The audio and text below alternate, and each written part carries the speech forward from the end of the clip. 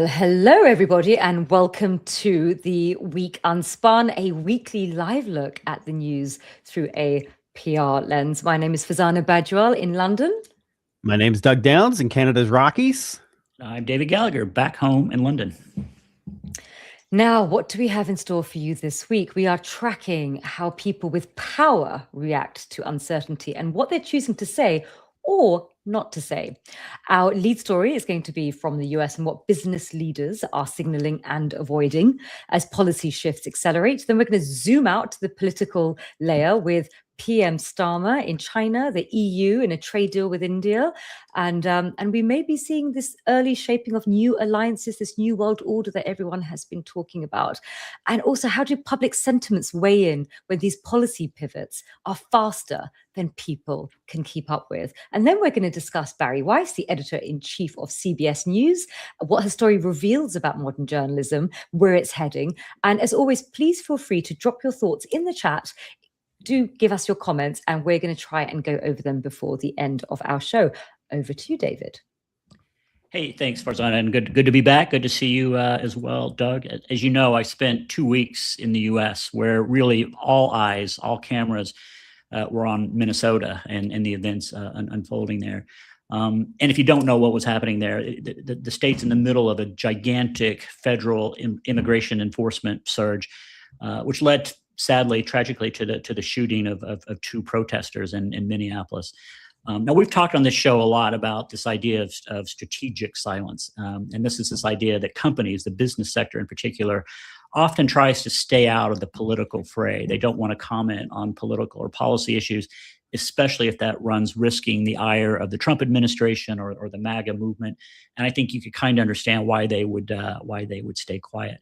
However, after a lot of pressure from employees at some big Minnesota-based companies, some investors, and some other stakeholders from the business community, more than 60 Minnesota CEOs representing big businesses like Titan, Best Buy, General Mills, and United Health released a joint letter of protest, really, through the Minnesota Chamber of Commerce, calling for the immediate de-escalation of tensions, urging state, federal, and local officials to work together on real solutions. So some might say that was too little, too late, but I actually think it raises a couple of questions. And the reason I wanted to raise it on the show today, because it kind of gets to what we do. You know, we give advice to companies like this. It's one thing for us to play armchair West Wing political advisors. It's another thing for us to talk about actual corporate PR advice that we might give. And I think we might be asked to give opinions on how to deal with this.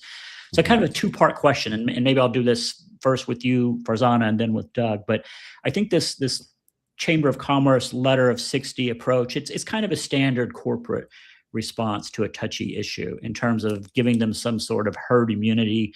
You know, nobody can get singled out, but they can look in solidarity with their peers.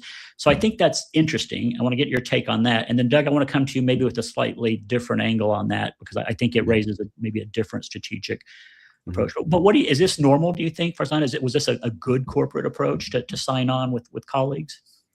Well, do you know, I think that there's safety numbers, and if you want to raise your head above the parapet, there's no better way than to do it with a unison of other heads in your industry. And I think that's where the trade associations, the professional associations, you know, the trade bodies, etc., I think that's where they actually do bring in a lot of value, where they can actually echo and voice the concerns and the issues of the industry. So it makes it look like the members are speaking out, but without the members being sort of, singled out by sort of political actors who may sort of look towards retribution. So I think it is a very wise move, safety numbers. And you've always had it. You've had open letters signed by multiple signatories. So this is just another form and another guise. But I think this is an opportunity really for the trade bodies out there to step up and do their job. Yeah, I would agree. I think it's better than nothing. And believe me, the noise is getting loud. People are asking, where is the business community as our streets are, becoming literally unpassable in some way. So I think it was better than nothing. I wanted to dig in this a little bit further, and I listened to, we're big fans of the Communications Breakdown podcast with Craig Carroll and Steve Dowling, and they used a phrase that I thought was interesting, and they talk about strategic ambiguity. I know sometimes the word's ambiguity is anathema to PR people. It may lack the kind of clarity that we want. But what they mean by this is this idea that when it comes to policy issues or political issues, hot button issues, businesses don't have to comment necessarily on what's happening with the law, the immigration enforcement tactics. They don't even really have to comment on the violence, but they do have a responsibility to talk about safety, especially the safety of their employees and customers and what happens on the premises. So they can remain somewhat ambiguous about the higher level issues, but get very specific about their main line responsibilities. And while that makes me a little bit uncomfortable on some levels, I think that's probably the advice I would give. I think that's where I would go with this. Stay away from issues that you can't win and no one's necessarily asking you to have a point of view on.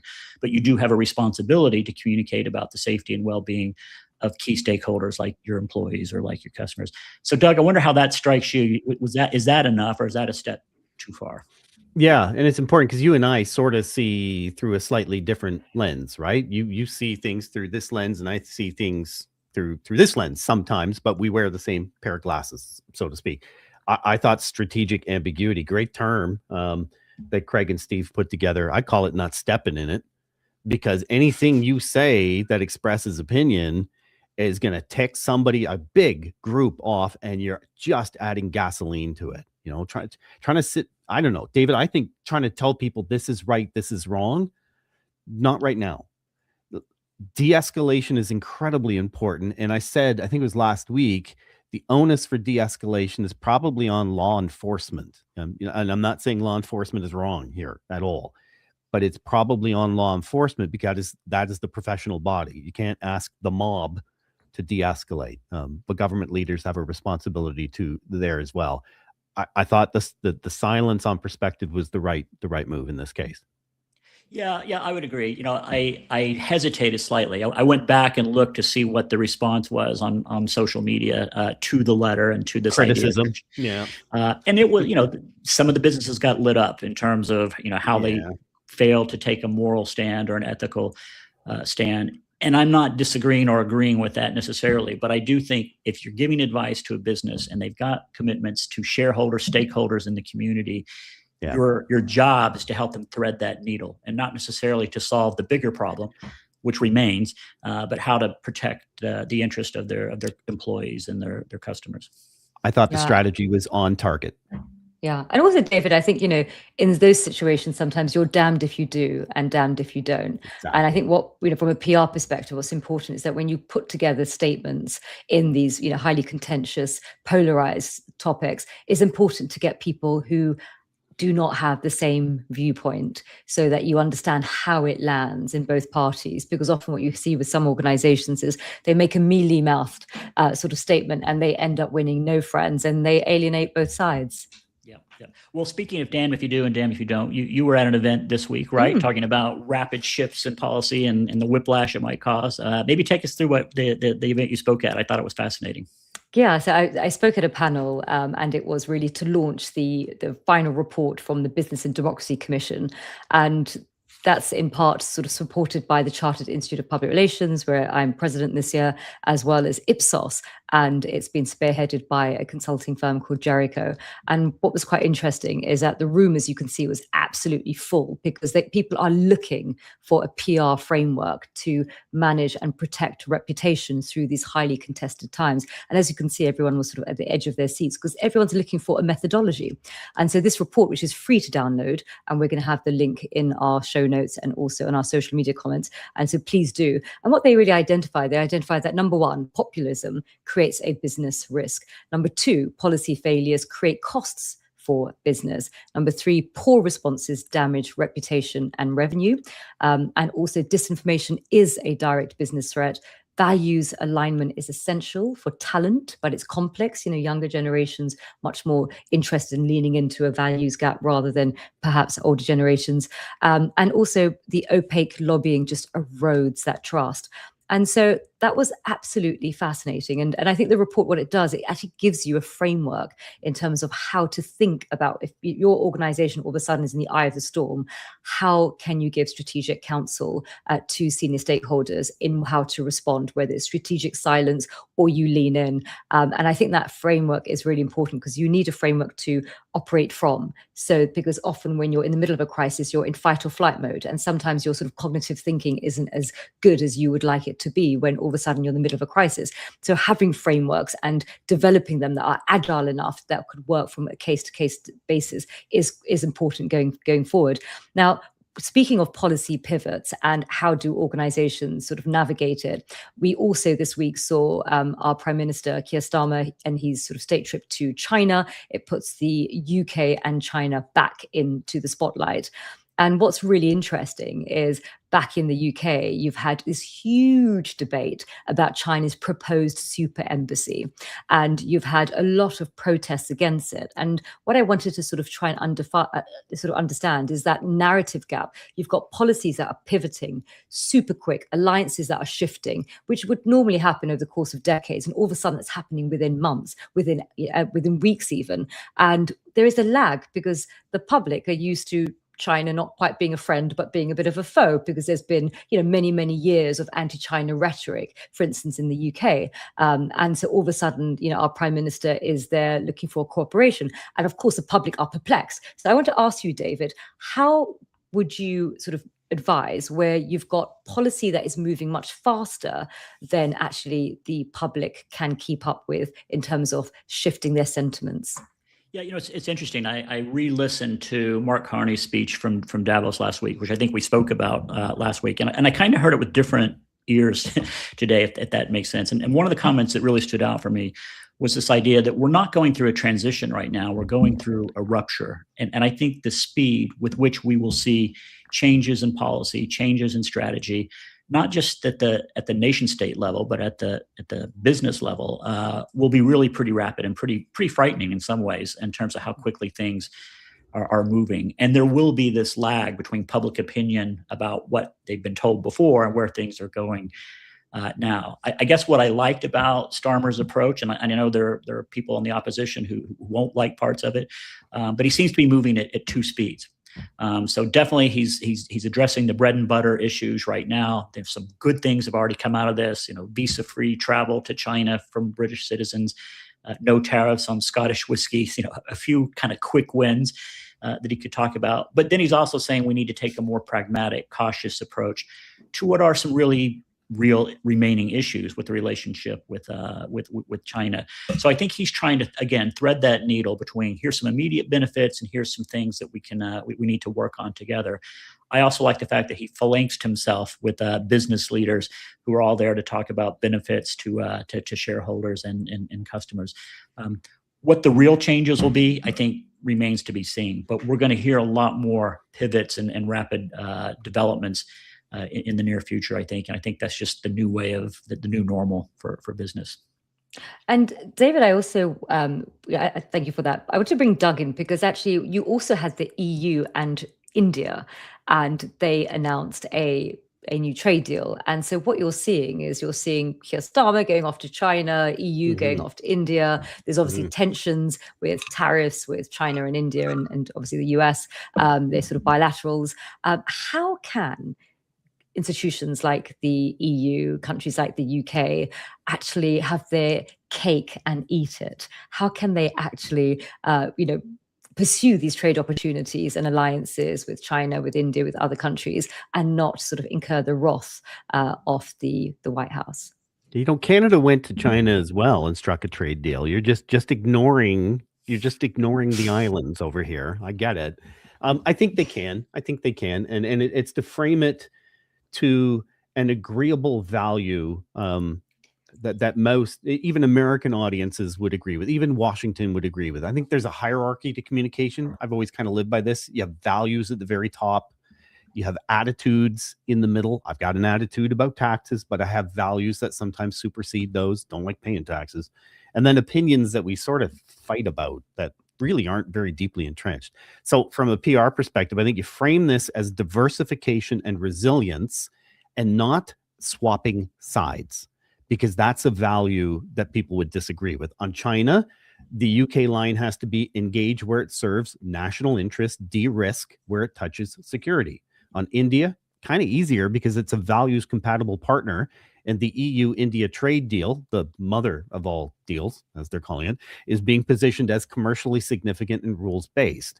So brief Americans early, message shared objectives publicly, resilient supply chains, enforcement, national security, fair trade, and then use language that plays well in DC, de-risking, friend shoring, rules-based trade, no tech leakage.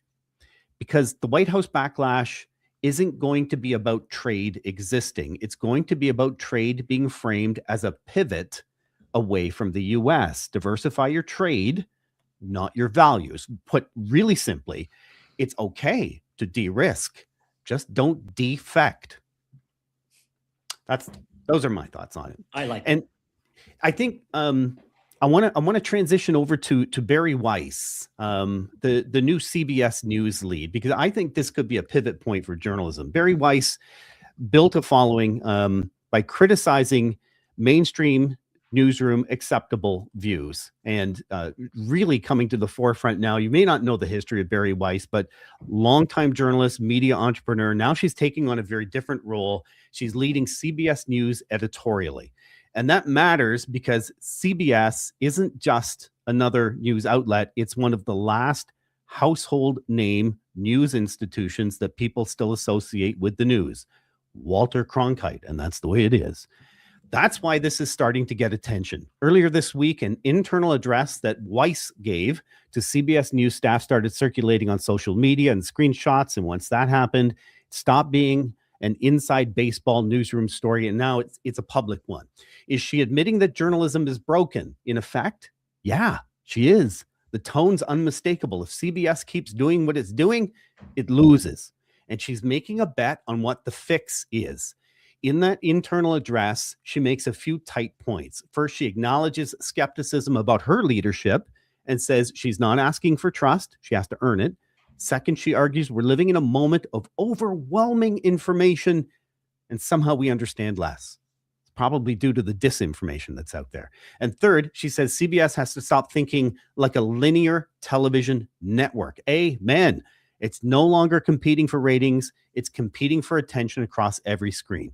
So how important is the Barry Weiss story to modern journalism? I think it matters in two ways. First, as a bellwether, this is a real-time test of whether a legacy newsroom can remake itself for a streaming-first world without losing its credibility. And second, as a culture war proxy battle, people aren't just reacting to strategy, they're reacting to what kind of journalism they think should win next. And the real test for me comes down to three questions. Does the audience actually rise? Do younger audiences come along? And can CBS win attention without turning news into constant provocation?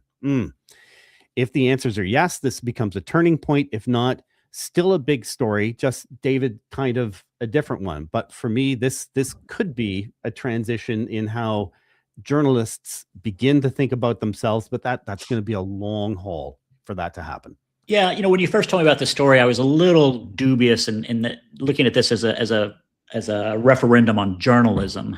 It's definitely an examination of television news. And if you kind of try to cram all of journalism into television news, linear television news, I guess so. But putting my semantics aside about journalism, I think she's right to say that the way people are consuming television news is much different than it was in Walter Cronkite's day. Just a little side note, I actually attended a seminar that he taught. This is how old I am. He did a special seminar at the University of Texas when I was a journalism student there. So Walter Cronkite. Walter Cronkite, story for another. Seriously, wow. Story for another day. And he may have actually even kind of signaled where he thought some of this was going. But again, I digress. What she's doing, some people would say, is kind of foxifying CBS. She's giving it a more center-ish, center-right. Well, center is good. Well, you could call it a center, but some of the people she's brought in, I think, are kind of noted British conservatives. But that's okay. She's taking an editorial point of view. I think she's trying to build content around personalities, which I think is definitely a feature of streaming content. You import their audiences into yours. And she's moving away from so-called expertise and into more colorful types of perspectives. And I think that's where she thinks consumption is going. again, from a journalism point of view, I'll let the journalist decide whether this is the future of the trade or not. From a business point of view, I think she has a point, and this is how people consume news now. They don't tune in to the evening news. They don't wait for the show. They just stream constantly. They scroll constantly for whatever is the most attractive, attention-grabbing video, and that's how things are now. Or they wait for the live stream that has the PR lens to what the news is. For example, do you sit and watch the news, or are you you there's no way you would be a scroller on the train as you're heading to your next thing. I mean, my God, I remember back in the day, I used to get a physical newspaper and I was quite linear about it from front. I would studiously avoid the sports section. But apart from that, I worked through the whole paper.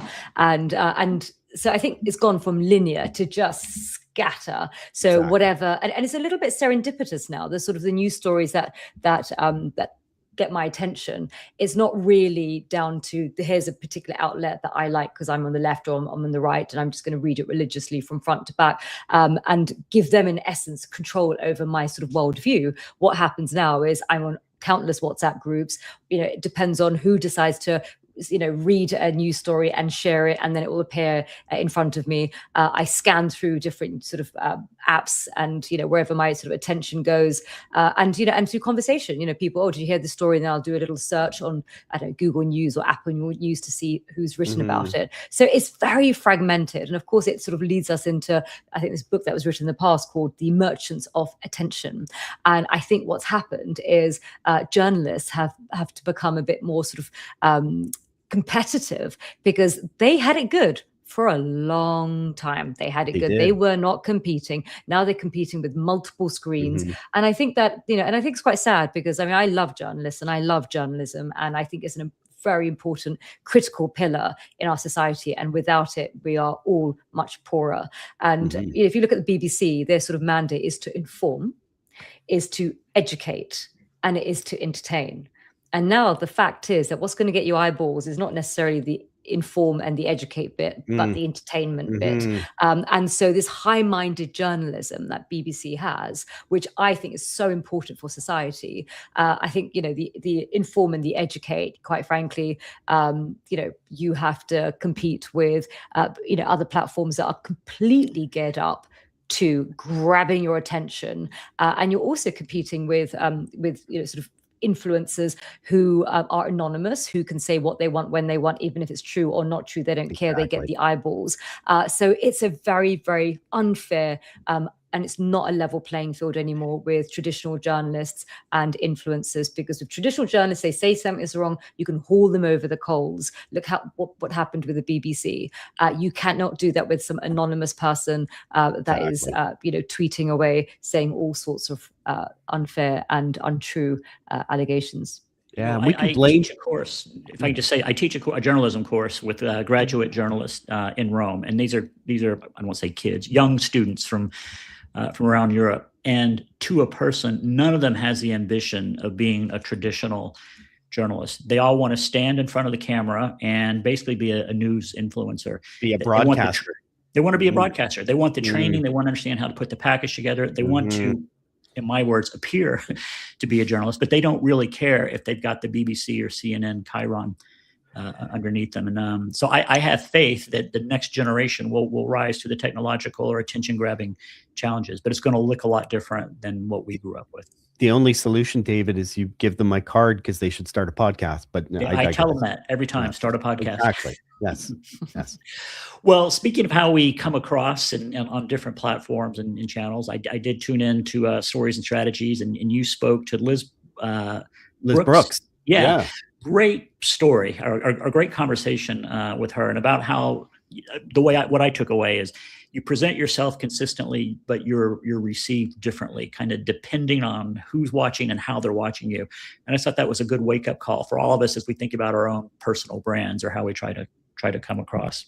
I think you teed it up personally. Let's share a short clip of what Liz had to say, because she's talking about how your ex audience might see you One thing differently that from your people YouTube audience. get wrong when it comes to all of these multiple platforms and different types of content isn't that you don't have to change your brand or create a bunch of multiple personalities or multiple contexts, for all of these different things. You just have to change the format. Also, I think, with TikTok, LinkedIn, podcasts, all of those things, you have to keep in mind that people are showing up in different emotional and cognitive states. They're showing up for different reasons.